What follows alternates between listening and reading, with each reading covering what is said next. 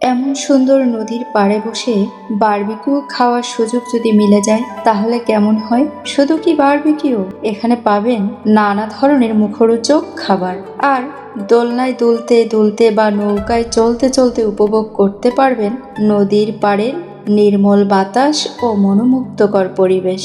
আসসালামু আলাইকুম, আমি ফাতিমা আক্তার নতুন আরেকটি ভ্রমণ গল্প নিয়ে আপনাদের সামনে উপস্থিত হয়েছি। ঢাকা থেকে মাত্র 40 মিনিট সময় নিয়ে অল্প খরচে একটি চমৎকার বিকেল কাটিয়ে আসতে পারেন এই জায়গায়। কিভাবে এখানে আসবেন সেই বিস্তারিত তথ্য ভিডিওতে তুলে ধরা হয়েছে। আমার সাথেই থাকুন আর সম্পূর্ণ ভিডিওটি উপভোগ করুন। নদীর পাড়ে পৌঁছেই চোখে পড়ল গ্রাম বাংলার এক চিরচেনা দৃশ্য। নদীর পানিতে ভেজানো পাট থেকে পরম যত্নে আঁশ ছাড়ানো হচ্ছে। পাশে সোনালি পাটের আঁশ এবং পাটকাঠি ঝলমলে রোদে শুকাতে দেয়া হয়েছে।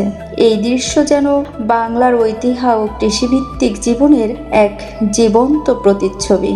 ইছামতি নদী কেরানীগঞ্জের কলাতিয়া ও রোহিতপুর এলাকার পাশ দিয়ে বয়ে গেছে। নদীর দুই তীর জুড়ে রয়েছে সবুজ প্রকৃতি, বিস্তীর্ণ খোলা আকাশ এবং মন জুড়িয়ে দেওয়ার মতো শান্ত পরিবেশ।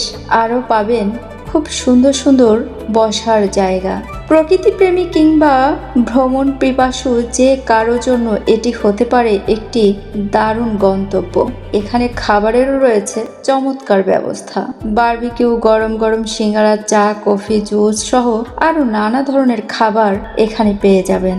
তাই পরিবার, বন্ধু কিংবা প্রিয়জনের সঙ্গে সময় কাটানোর জন্য জায়গাটি হতে পারে একটি সুন্দর পছন্দ। আজ এ পর্যন্ত, আবারও নতুন কোনো ভ্রমণ গল্প নিয়ে দেখা হবে। সবাই ভালো থাকবেন। আল্লাহ হাফেজ।